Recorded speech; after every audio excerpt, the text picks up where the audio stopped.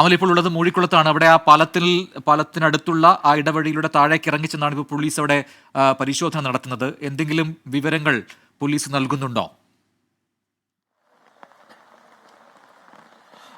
പ്രിജിൻ, ഏതായാലും police Aluva DYSP തന്നെയാണ് നേരിട്ട് ഈ പാലത്തിനടിയിലേക്ക് ഇറങ്ങിക്കൊണ്ട് പുഴയിലയുടെ അടുത്തെത്തി പുഴയുടെ പരിസരങ്ങളിലെല്ലാം പ്രാഥമികമായിട്ടുള്ള ഒരു വിലയിരുത്തൽ നടത്തിക്കൊണ്ടിരിക്കുന്നത്. ഏതായാലും നമുക്കറിയാം, ഈ പുഴ ഒഴുകി പോകുന്നത് അയിരൂര് മാഞ്ഞാലി ആ ഭാഗത്തു കൂടിയാണ് പോകുന്നത്.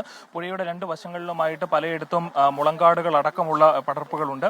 ഏതായാലും ഇപ്പോൾ ഈ ഒരു ഭാഗത്ത് ഈ പുഴയുടെ നമുക്കറിയാവുന്നതാണ്, ഇപ്പോൾ രാത്രിയാണ്, നല്ല ഇരുട്ടുണ്ട്, അതിനോടൊപ്പം തന്നെ മഴയുണ്ട്. അതുകൊണ്ട് തന്നെ തിരച്ചിലിന് പ്രാഥമികമായിട്ടുള്ള ചില പ്രശ്നങ്ങൾ നിലനിൽക്കുന്നുണ്ട്. ഏതായാലും ഫയർഫോഴ്സ് അടക്കമുള്ള സേനകൾ ഇവിടെ എത്തിയിട്ടുണ്ട് പരിശോധനയ്ക്ക് വേണ്ടിയിട്ട്. അല്ലെങ്കിൽ ഇതിനോടൊപ്പം തന്നെ പ്രദേശവാസികളുടെ തിരച്ചിലുമുണ്ട്. ഈ പ്രദേശവാസികൾ പറയുന്നത് പ്രകാരം ഈ പുഴയുടെ നല്ല ആഴമുള്ള ഒരു ഇടമാണ് ഇവിടം. ഈ ഒരു ഭാഗത്ത് മണലെടുപ്പ് നടന്നതിന് ശേഷം ഇവിടെ ഒരു വലിയ രീതിയിലുള്ള ആഴം ഈ ഒരു പുഴയ്ക്കുണ്ട്. അതിനാൽ തന്നെ കുറച്ചൊക്കെ ദുഷ്കരമായിരിക്കും തിരച്ചിൽ എന്നൊരു അഭിപ്രായം ഇവിടുത്തെ പ്രദേശവാസികൾ തന്നെ നമ്മളോട് പങ്കുവെക്കുന്നുണ്ട്. ഏതായാലും ഇപ്പോൾ ഈ ഒരു പുഴയെ കേന്ദ്രീകരിച്ചുകൊണ്ട് അമ്മയുടേതായിട്ട് വന്നിരിക്കുന്ന അവസാനത്തെ മൊഴിയെ കേന്ദ്രീകരിച്ചുകൊണ്ട് ഒരു അന്വേഷണമാണ് ഇപ്പോൾ നടക്കുന്നത് എന്നാണ് നമുക്ക് മനസ്സിലാക്കാൻ സാധിക്കുന്നത്. ഏതായാലും ഈ പുഴയുടെ അടുത്തേക്ക് നമുക്ക് ഇറങ്ങിപ്പോകാൻ ചില പ്രാഥമികമായുള്ള ചില പ്രശ്നങ്ങളുണ്ട്. കാട് പടലുമായിട്ട് നിൽക്കുന്ന ഒരു പ്രദേശമാണ്, താഴ്ന്ന പ്രദേശമാണ്. അതിനാൽ തന്നെ പുഴയുടെ അടുത്തേക്ക് ഇറങ്ങി പോവുക എന്ന് പറയുന്നത് അല്പം ദുഷ്കരമായിട്ടുള്ള കാര്യമാണ്. ഈ രാത്രി സമയവും കൂടിയാണ്. അതുകൊണ്ട് തന്നെ വ്യക്തമായിട്ടുള്ളൊരു തിരച്ചിൽ നടത്തുവാൻ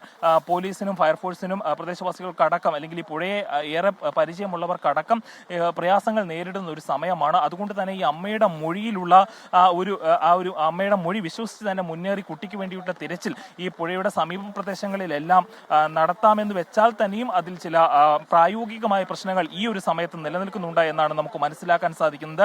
ഏതായാലും ജില്ലയുടെ പല ഭാഗങ്ങളിൽ നിന്നായി അന്വേഷണത്തിന് നിയമിച്ചിരുന്ന, അല്ലെങ്കിൽ പോലീസ് സേനകളിൽ നിന്നും ഫയർഫോഴ്സിൽ നിന്നും എല്ലാം ഉള്ള കൂടുതൽ ആളുകൾ ഈ ഒരു ഭാഗത്തേക്ക് കേന്ദ്രീകരിക്കുകയാണ് എന്നാണ് നമുക്ക് ലഭിച്ചിരിക്കുന്ന പ്രാഥമികമായ വിവരം.